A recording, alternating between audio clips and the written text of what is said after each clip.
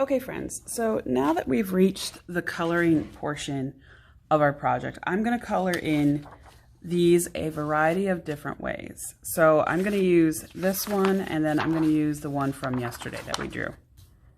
Okay, so when I say a variety of different ways, that means I'm going to use more than one type of coloring material. So everybody might have crayons at home. That's a pretty common thing that a lot of students have, is crayons. If you don't have crayons, you can use whatever coloring supplies that you do have. I'm just going to use these because, this is what I got. So what I'm going to start with is I'm going to start with coloring in my flowers with the crayons, and then I'll do the background. So what I like to do is choose colors that I think would work really well. So like these smaller flowers, I don't want to color them in dark colors because I won't see all the lines. So I'm going to stick with some brighter colors. So yellow, pink, and orange. This is a lighter orange. You can see how they all kind of match because they're the same tone or brightness. The intensity is the same in the hue color. Whereas if I put in this red, you can see the difference between these colors and this red. So I'm going to start with these brighter colors because I don't want what I've done to disappear. So the first thing I'm going to do is I'm going to color all of my petals in my flowers. I want them to all be the same color. So you can decide how you want to color it in. I wouldn't go more than 2 colors per flower because then again, it gets to be too much and you're losing your actual design of your flower when you start coloring in with multiple flowers. We're not trying to make rainbow colored flowers. We're trying to work on making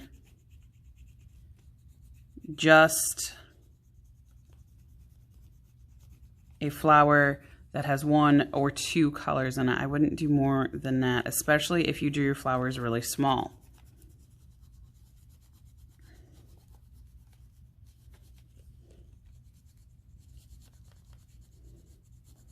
Now, when you work with yellow, sometimes it's hard to see where there is white space and where there is yellow crayon. So I always like to color over my areas twice, because when you color over it twice, you can see I've already done some of them.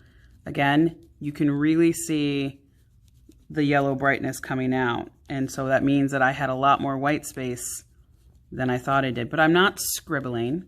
I'm going slowly. I am taking my time, and I am doing a good job.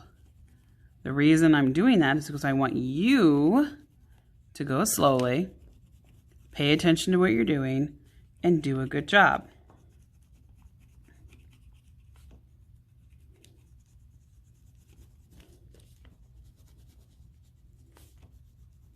Okay, so I went over that twice with my yellow because yellow is a very light color. So I'm done with yellow, so I'm going to put that to the side. I'm going to make this flower pink. And again, pink is a light color, so you might have to go over your pink more than once. It also depends on what kind of crayons you have. Now, this brand of crayon is not my favorite. I do prefer Crayola crayons because they are very good, high quality crayons. These ones aren't as good. They work fine, but I like Crayola better. That's just my personal preference. You might love these type of crayons more than the Crayola crayons, which is completely fine. It's just everybody has their own preference when it comes to coloring supplies. I just like Crayola crayons because I don't have to color over things more than once to see the high pigmentation of color, which is what we would like. I'm gonna do down here. Okay, and so the same thing up here for my orange spiky flower. This one is a really good bright orange color.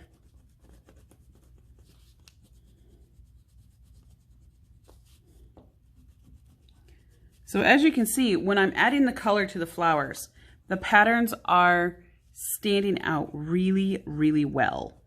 If I chose a darker color, you wouldn't be able to see the patterns at all.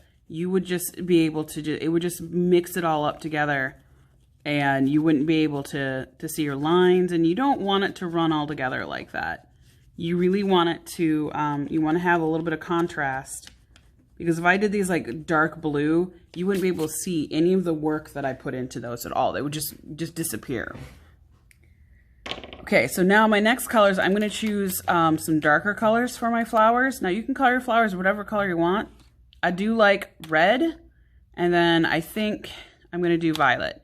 And red, I'm going to put in this flower. I think I'm going to do a color combination. So I have red, and then I have this red-orange color. I'm going to put those together in here, and then this flower I'm going to do violet. So let's do this one first. So this pattern is a bigger pattern. It's wider, it's spread farther apart, so you can really see the patterns that I drew in there. Now you might have to draw over it twice, like I said, to get your desired amount of intensity in your color. And that's actually pretty normal. I don't want you to press down super hard the first time you color anyway. So if you notice, when I color in, I start going lightly over it first. Okay, nice and light, because sometimes your colors of your crayons are going to have a higher pigmentation than other colors. So like our yellow, we needed to go over it twice to see it that bright, but the purple or violet color, it doesn't need me to go over it. I just go over it twice to make sure I got all my white space.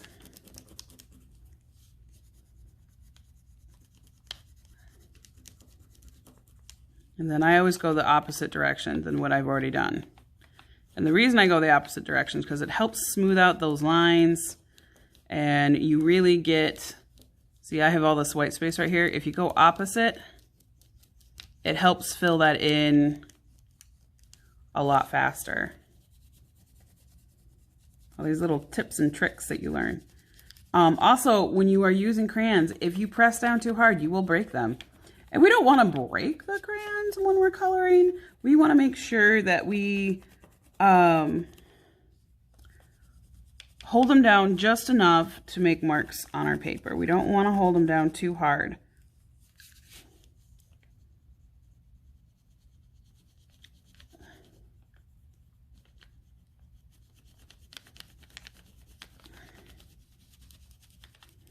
Now, like I said before, if you have watercolors, you may paint this in with watercolors, or you can just color it in with crayons, markers, colored pencils, whatever you have. Just make sure you have a variety of colors to make it interesting. So I chose purple also, or violet for this. It's more of a purple color, but I chose it for this big flower because I'm using warm colors. So warm colors are colors that look warm, and or they look like fire is one I use for a reminder. And cool colors look like, you know, they have blue in them, so they always remind me of water. So I'm gonna do a stripe pattern in here. So you can do a color pattern. So you can remember, we didn't really do a whole lot in this flower. So if you copied me, then you know that I didn't do a whole lot in this flower. And I did that so that I could do a color pattern. So you see how that's gonna work out. So now I'm going to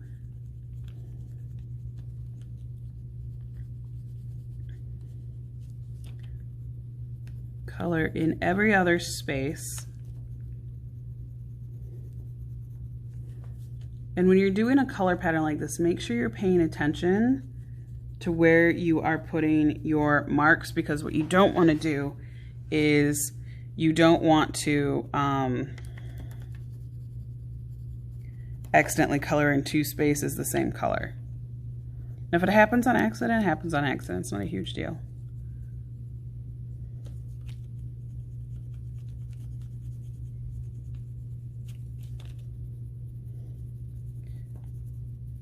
So all of my smaller flowers are warm colors, and this one big flower here is a cool color. And I wanted to stand out a little bit differently than the rest. Yeah, I did make a mistake on mine. I think I talked about that yesterday. Okay. I think I'm just going to color that in on this color.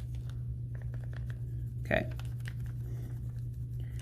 So as you can see, I'm coloring them in, and it's not a huge difference in color, but I don't want a huge difference because this is a red-orange. So red-orange is going to have red and orange mixed in it together.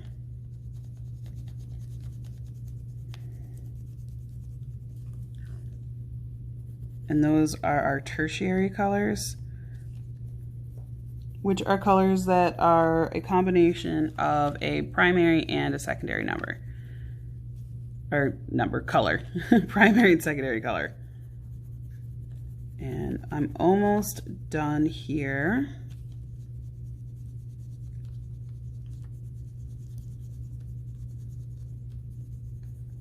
Looks pretty neat. So we'll just color that in. That works just fine. Okay, so now that's done. We have to do a background. So I like choosing a color I haven't used yet for the background, and we don't want to use brown because it's not as exciting, or black because you'll cover up our work. So I'm going to choose blue. You can do blue or green. Green is fine because they're flowers. They can look like they're on grass. I'm going to do blue. And you just lightly color in all around your flowers. Okay, take your time. Now, Miss Otnery can color really quickly because she's an art teacher and she's been coloring for a really, really long time. And when I color in, I'm pretty good at not getting into spaces that I don't want to get into. So coloring outside of the lines, but that's because I've had a lot of practice. So I want you guys to go slow, take your time, and do a good job, and color at the speed that is best for you. So now you can see how that works.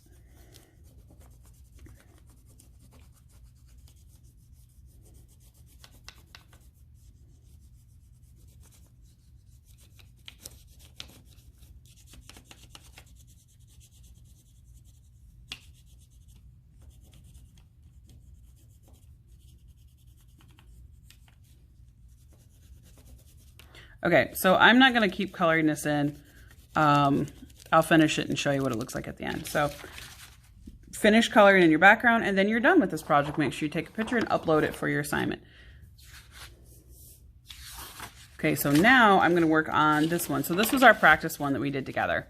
And I'm going to color this in half with markers and half with watercolors. Okay, so I'm coloring this in with watercolors and markers. I'm going to start with markers first.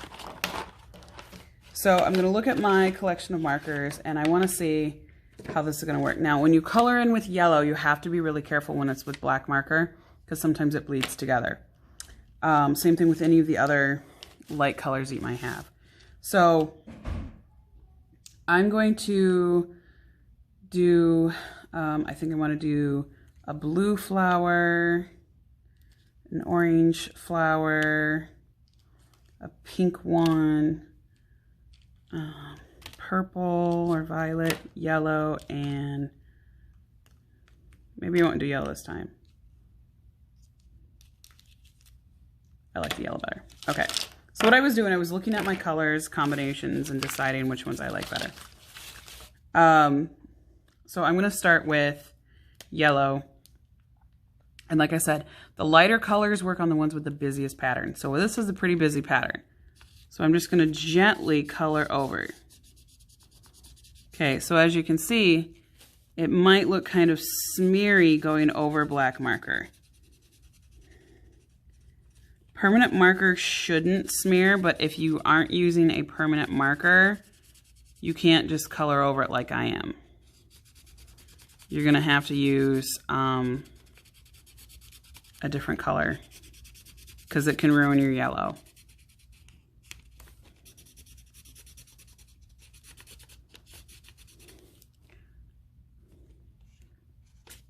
Oops.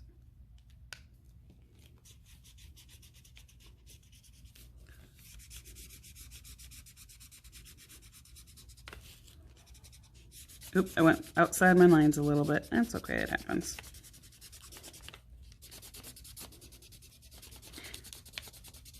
Okay. And the center of this flower, I'm gonna make orange.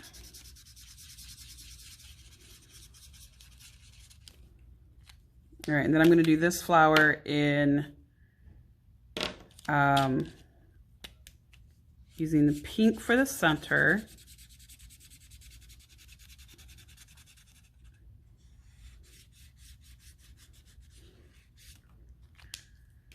And then I'm going to do a color pattern as well. I'm going to use this lighter blue, and this lighter blue actually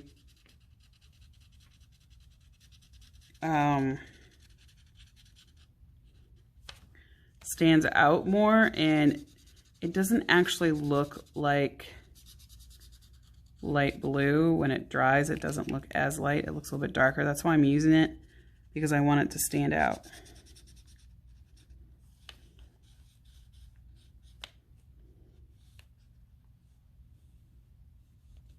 With my markers, sometimes I like to outline my edges. That way it is a little bit easier for me to, because then I can just go up and down, up and down, up and down, and I don't have to worry about going outside my lines as much. And it's okay if you do, like don't worry about that part. Okay. I'm going to do the same thing here. Now, since this is a darker color and I colored out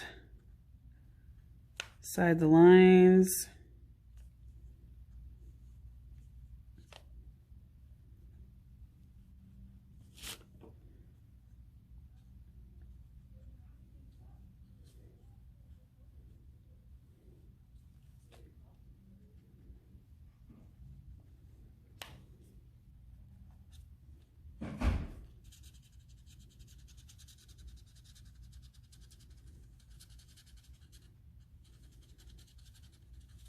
make sure you're going slowly so you don't make mistakes like I did.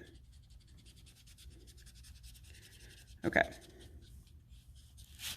So that's my colors I'm going to do for this one. Now for this side, if you're using regular copy paper, watercolors aren't going to be the best choice. And the reason is because they're wet. So that's why. So you guys, I have liquid watercolor right here, which is what we have in my classroom. Whatever watercolors you have at home is fine. And then these are a new tool that I bought this year. These are watercolor paintbrushes that have water inside of them, and you just push gently and water comes out the end. It's pretty neat. So for these flowers, I think I want to do an orange one, so I'm going to dip into my orange. Now I'm going to stir it up, and I'm going to paint this flower orange. Now I'm using water gently. You don't want to press it too hard, because then it's going to spread out too thinly. But I love these paintbrushes. I can't wait for you guys to come back to school so that we can use them, and I can teach you guys how to use these really cool paintbrushes.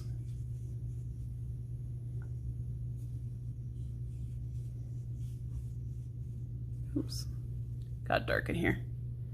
All right, so as you can see, if you're using thin copy paper, it kind of doesn't work as well. I mean, you can paint on it, but it's not going to be, it's not your ideal drawing or painting paper. Like it works out fine.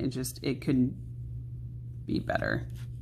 Now to change your water, or to change the color on your brush, you just do the same thing. You just dip it in water and change it. So in here, since this is a small space, I'm going to stick with lighter colors. So I'm going to get my yellow that's kind of mixed with green at this point. Well, it looks yellow enough. And with the brushes, you just kind of like squeeze them gently to add more water. It also helps you from using too much water or not enough water. Okay. And then this one, I'm going to do a darker color. So this is the violet color that I really, really love. Or, well, it's actually blue violet. I mixed it myself. Looks a little bit more blue today, and that's all right. And then see, I can just add a droplet of water. And look at that.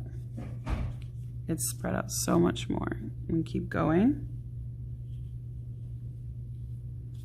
And I always squeeze out a little bit of water onto my paper because it helps me to keep going. Oop, that was the wrong color blue.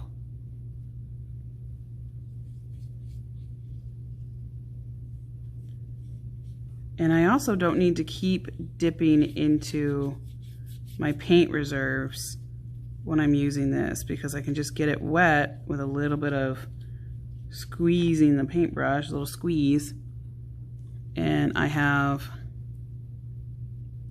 plenty of water to work with. Now, the only downside to these brushes is if you squeeze too hard, sometimes extra pieces of the bristles come out. Okay. And as you guys know, when you work with watercolor, it's better to wait for it to dry before you do your backgrounds. So I'm just going to paint this side, and I'm going to go with green this time.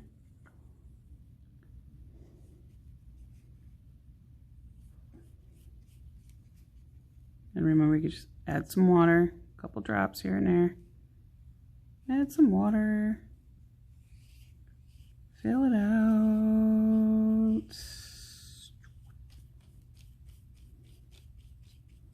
Grab some more paints. Blend it together. You get the idea. And you don't want to have any white space at the end, okay? And try to go slowly when you're coloring in your backgrounds.